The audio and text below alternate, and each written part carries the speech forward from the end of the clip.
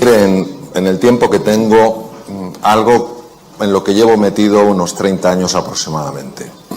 Hoy en día el mindfulness es algo que está muy de moda, es algo que, bueno, pues que es muy conocido, sobre todo por los grandes descubrimientos de la medicina, que exploraremos algunos. Pero es algo verdaderamente antiguo, en el sentido de que, como iremos observando y descubriendo, es el resultado de una investigación muy profunda hace montones de años, que la ciencia médica en los últimos 30 años sencillamente ha mostrado, no ha demostrado su valor, porque ese valor se ha demostrado a lo largo de muchos siglos, ha mostrado por qué se produce ese valor. El doctor Benson fue mi primer maestro y fue el primer científico a nivel mundial que se interesó por el mindfulness. El Occidente rechazaba todo lo que es la meditación. El origen de la palabra mindfulness es del lenguaje Pali. Pali es el que hablaba Buda, aunque muchos escritos están en sánscrito, su lenguaje coloquial, igual que el de Cristo, era el arameo, el de Buda era el Pali. Pali es Sati, y Sati quiere decir estar en el presente para ver las cosas como realmente son, no como te parece que son, como realmente son. Por ejemplo, esta mesa, ¿verdad que la vemos como sólida? Esta mesa fundamentalmente es hueca, pero yo sé que la percibimos como sólida. ¿Por qué? Porque los átomos, para que os hagáis una idea de lo que es un átomo tendría, si hacemos una comparación, un átomo sería un balón de reglamento colocado en el centro de Londres, y la corteza, que fundamentalmente es un espacio vacío con algún electrón dando vueltas, sería todo Londres, una ciudad que tiene 50 kilómetros de diámetro. Entonces es fundamentalmente hueco, pero nuestra percepción lo vemos como sólido.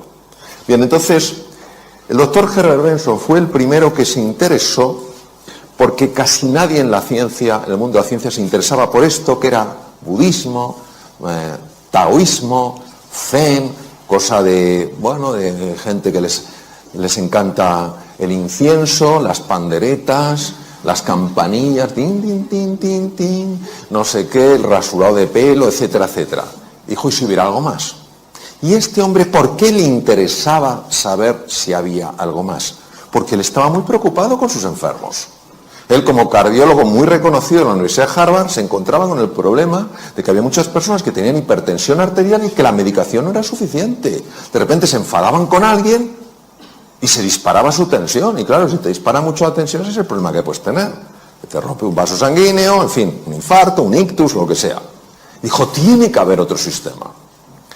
A ver, ¿qué pasa cuando uno se hace una pregunta e insiste en su pregunta? ¿Qué pensáis que pasa?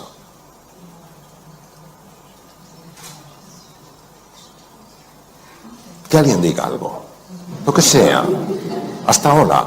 ¿Qué pasa? Porque normalmente encuentras una respuesta, ¿no? Empiezas a buscar, preguntas, Teresa, ¿tú sabes la respuesta? Pues mira, lo sabe, José María, lo sabe, no sé qué, has buscado, ahora dice, oye, ¿qué tal? Bueno, entonces este hombre empezó a buscar y se hizo la siguiente pregunta. ¿Puede haber algo que no contemple la realidad médica, pero que pueda tener un impacto en la hipertensión arterial?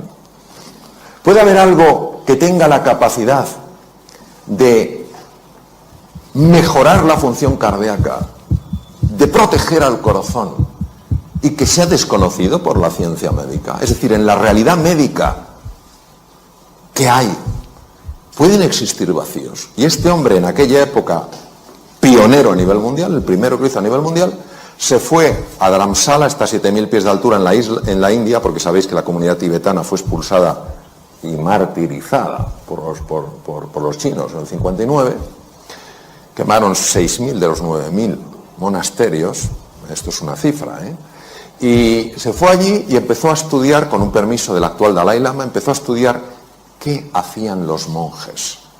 Porque le habían llegado ideas, a través sobre todo de un libro, de que los monjes eran capaces de activar ese sistema del que hablabas tú, Santiago, que es el sistema que protege al organismo, el sistema parasimpático.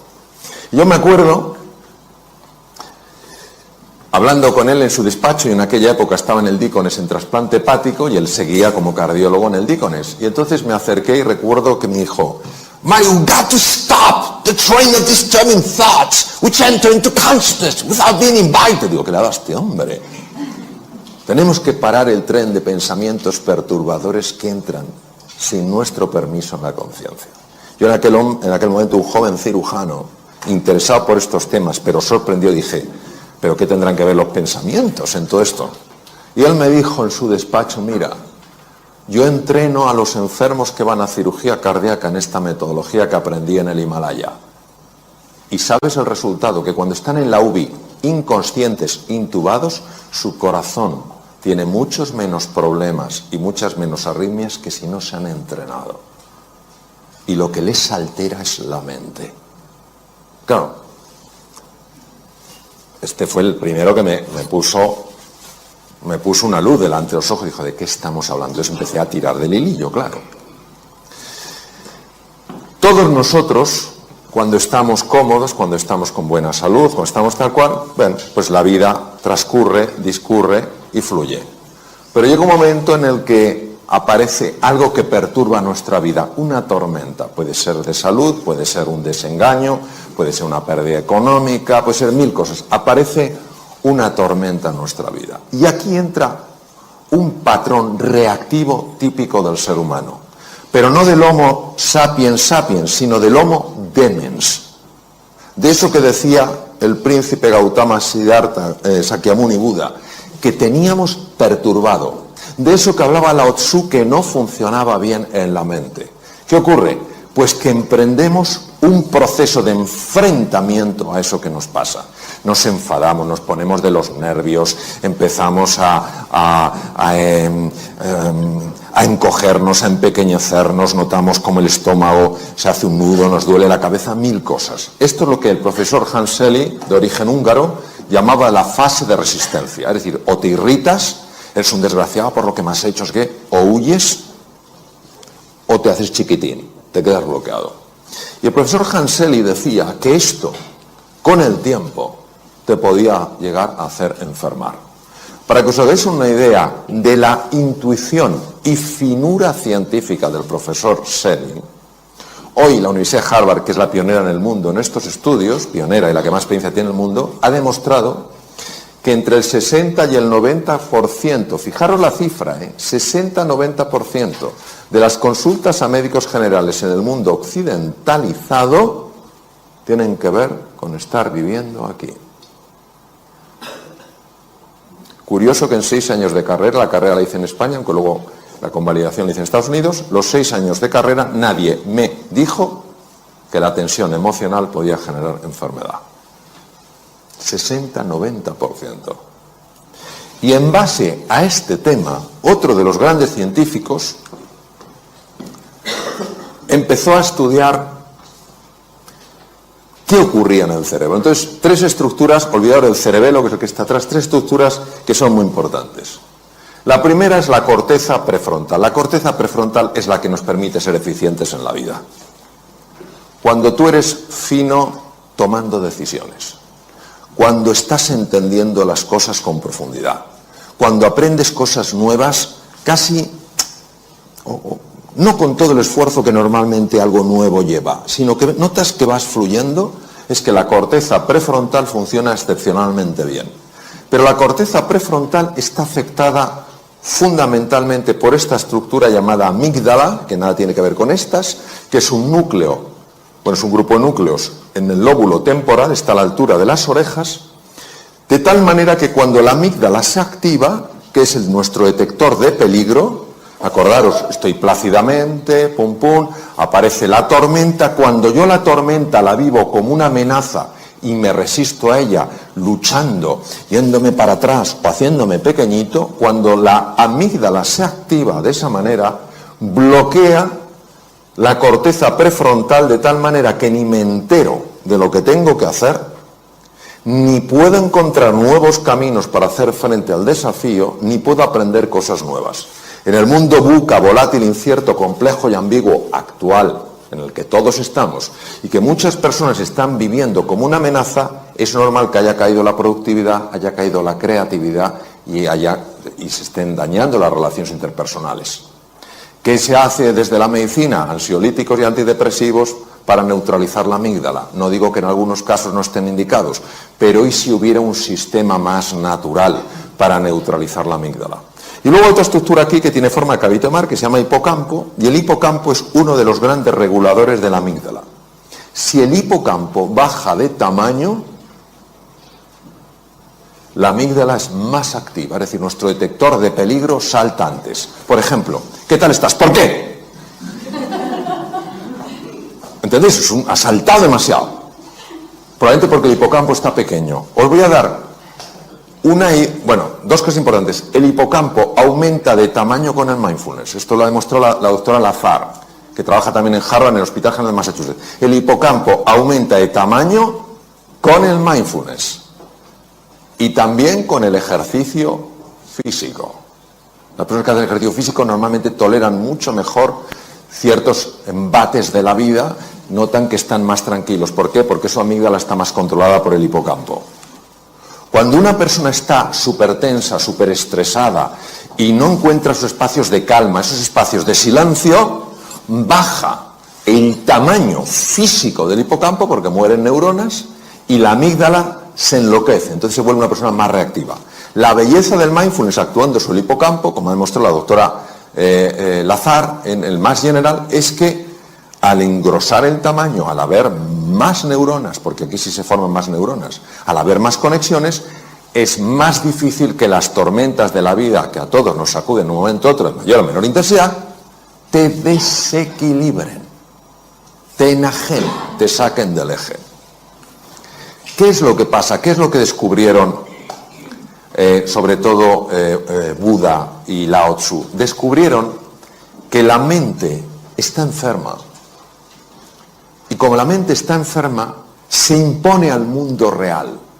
El mundo real es uno, pero yo construyo un mundo mental que se superpone al mundo real y lo bloquea. Os pondré un ejemplo, porque si no esto es un poco raro. Hace 500 años el mundo ¿cómo era? ¿Plano o redondo? Alguien que es muy así dice, yo igual. Igual. Vamos, ¿quién piensa en todas las salas que hay? Que levante la mano quien piense que hace 500 años el mundo era plano.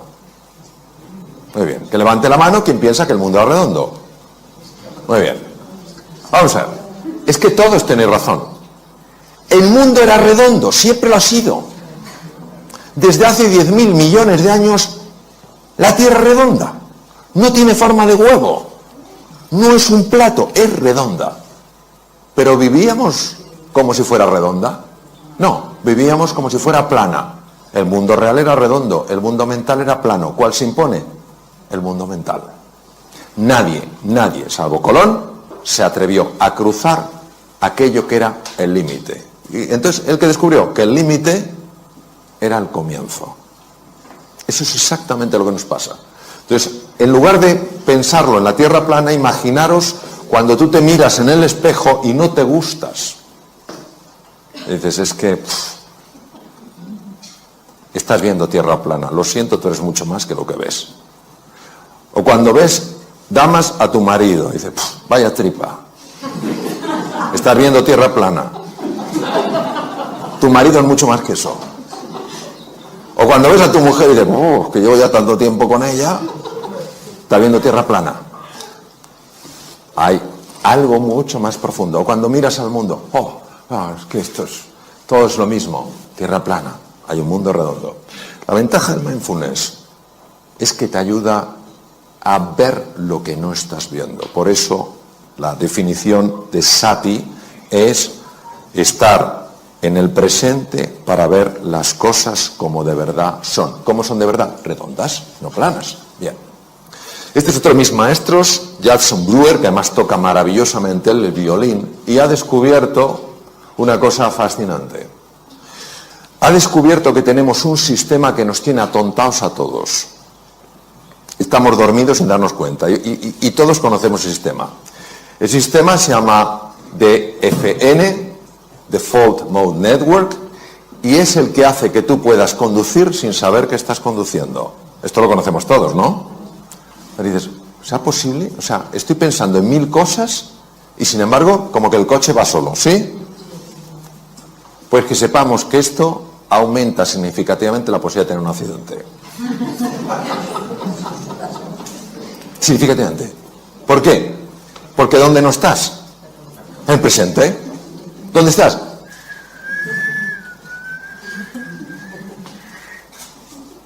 Jason Brewer es psiquiatra y es neurocientífico. Estudiando con electroencefalografía y con resonancia funcional magnética, ha observado que hay un circuito que es el que hace que vayamos en piloto automático. Pero no solo vamos en piloto automático conduciendo, estamos en piloto automático cuando estamos hablando con otro. Estamos hablando con una persona, estamos con piloto automático, porque no estamos ahí. Eso sí, dejamos la cara puesta, pero la olla no la llevamos a Camboya. La cara se queda. Como cuando vamos en el coche. La cara está, las manos también, pero tú no estás. Y él se ha dado cuenta que con la práctica del mindfulness es espectacular su trabajo. Con la práctica del mindfulness se consigue reducir la intensidad de este circuito y activar otro circuito que es el más importante para ver las cosas como son.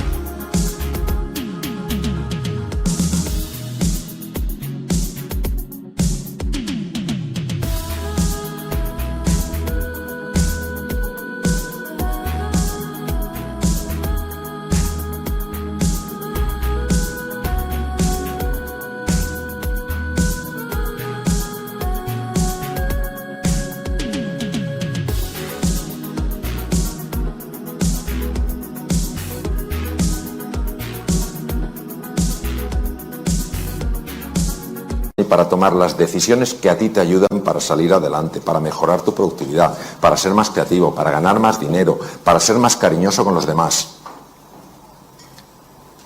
Es sorprendente porque hace 2500 años estos científicos de la mente lo intuyeron. Hoy la ciencia lo muestra.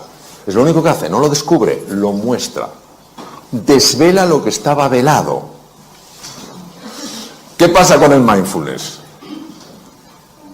Que en el mindfulness tú al principio te ves aquí, crees que no hay nada especial, parece que es solo cerrar los ojos, y entonces poco a poco, conforme vas practicando, empiezas a ver cosas que antes no veías, ni siquiera podías predecir desde aquí. Por eso, cuando una persona, le comentaste tú, Santiago, dice, yo lo que quiero es mejorar mi salud, yo lo que quiero tal cual, está generando una tensión que impide que veas esto. Tú estás andando esto porque quieres conocerte mejor, porque quieres comprenderte más. Y a base de hacer eso, tú vas descubriendo cosas que antes no veías. Otra de las cosas fascinantes que se ha visto con electroencefalografía es que cuando una persona está estresada, los dos lados del cerebro están enfrentados. No se hablan entre sí, no se quieren. El lado izquierdo, lo comentabas tú, Santiago, el hemisferio izquierdo es un hemisferio, es el de la conciencia ordinaria, es el que te permite estructurar, hacer categorías, utilizar el lenguaje, es el que te permite manejar el tiempo mental, pasado, presente y futuro. El hemisferio derecho es el que está en contacto fundamentalmente con el cuerpo, es la entrada al inconsciente, es un presente continuo, es una sensación de presente eterno. Y es donde están los grandes recursos del ser humano. Pero nosotros no podríamos funcionar solo con el hemisferio derecho. De hecho, hay una mujer de Harvard que tuvo una hemorragia en el lado izquierdo, se desbloqueó el lado derecho y ella no quería salir de esa sensación porque era tal paz, tal serenidad, tal calma. Pero finalmente pidió ayuda como pudo porque ya estaba perdiendo la capacidad de poder ver los números porque dependen del hemisferio izquierdo. Tardó 8 años en recuperarse de aquella, fue una rotura, una malformación arteriovenosa del hemisferio izquierdo. Escribió un libro conmovedor sobre su experiencia increíble, habiendo vivido algo sorprendente. Sin embargo, lo que hemos visto con el mindfulness es que lo que hace no es bloquear el lado izquierdo, sí es verdad que activa especialmente el hemisferio derecho, sobre todo los lóbulos, los lóbulos frontales, pero lo que hemos visto es que favorece el diálogo. favorece el diálogo. Cuando una persona está muy tensa, fundamentalmente son ondas muy rápidas, son ondas beta, sobre todo el alto beta, que son ondas de más de 30 hercios, es cuando una persona está, pues eso, en situación de alarma, tal cual. Conforme tú vas sosegándote, cuando vas tranquilizándote, las ondas se van enlenteciendo, se van convirtiendo en ondas alfa mucho más propias del hemisferio derecho, que empiezan también a envolver al hemisferio izquierdo. Se consigue pasar a un patrón, ondas teta, donde la creatividad se dispara, los fenómenos de sanación del cuerpo son mucho más intensos, tanto a nivel físico como mental. De hecho, se utiliza para sanar heridas de personas que algo les ocurrió en la infancia y que no saben lo que es, porque algo en nuestro interior tiene la capacidad de sanar, ya lo decía Hipócrates hace 2500 años, y ya el ritmo delta es un ritmo muy difícil de conseguir sin quedarte dormido, porque solo muy pocas personas lo hacen. Y los monjes muy entrenados, como mi querido amigo y maestro Mathieu Ricard, consiguen algo que se llama gamma, que muy poca gente en el mundo lo puede hacer, que es un tipo de onda que no se conocía que se pudiera producir. Y son personas que están absolutamente en el presente y absolutamente en calma. Y son personas que transmiten algo brutal. Bien. No voy a contar el concepto ontológico que hablabas,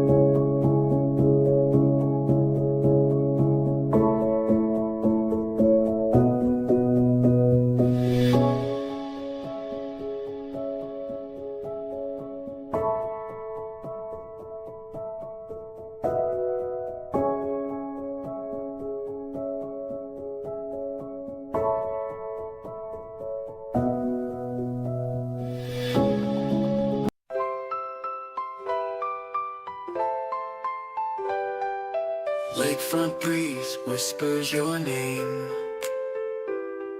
City lights dancing in neon flame.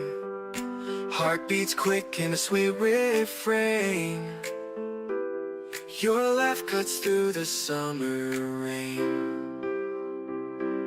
Electric dreams in your eyes so bright. Bassist grooves with all his might. Holding hands beneath the Willis Towers light. This windy city feels just right. The Navy Pier Ferris wheel spins above. As the music takes control, whispers of love. Oh darling, this magic won't fade. Beneath the stars a love parade. With you by my side unafraid. Magic's real, forever will stay. Guitar solo sings a sweet serenade. Your voice is honey, love's sweet parade. Chicago blues melt away the shade. In your arms, a future we've made. Drums are beating a rhythm so true. Never want this night to end, just me and you. 80s synth keeps the feeling new. Chicago magic forever will pursue. Oh darling, this magic won't fade. Beneath the stars a love parade. With you by my side unafraid. Magic's real, forever will stay. The doggone night, a memory to hold. A love story forever told. In this magical city, our hearts unfold. Chicago night forever will hold.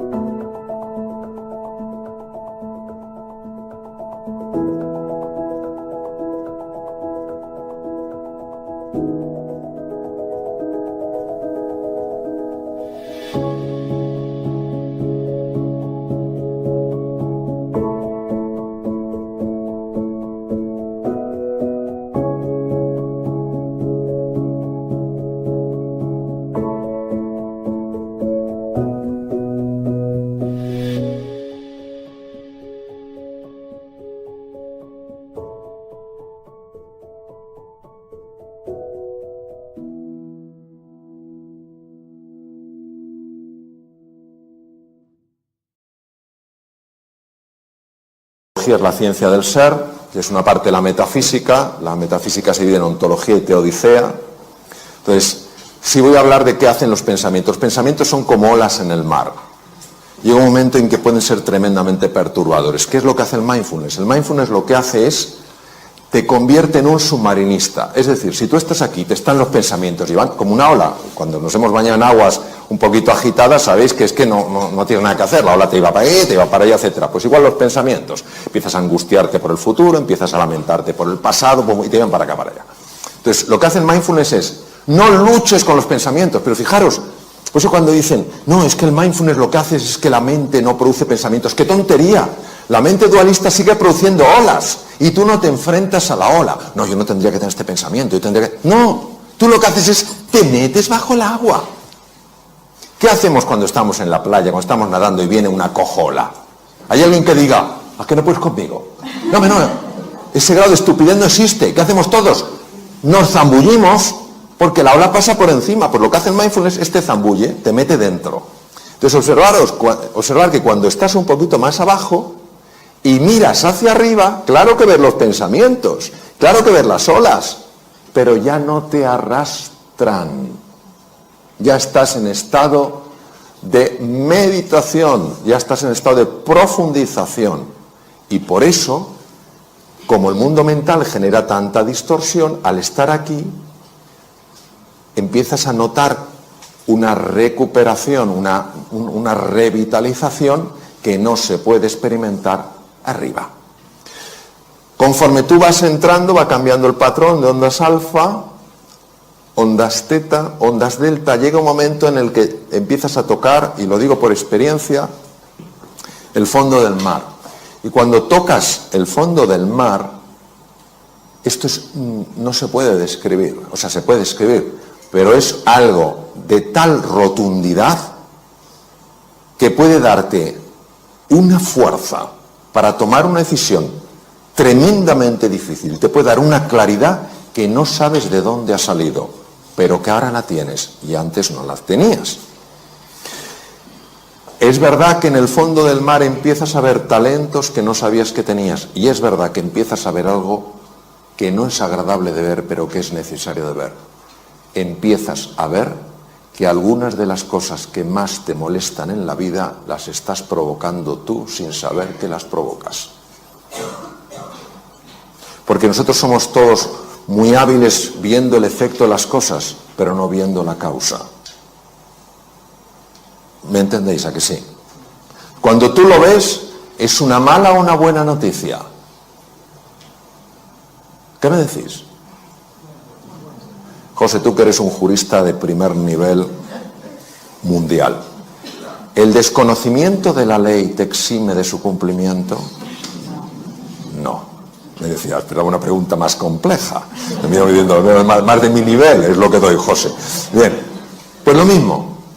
Que tú no sepas que estás causando eso no evita que sigas experimentando los efectos de eso.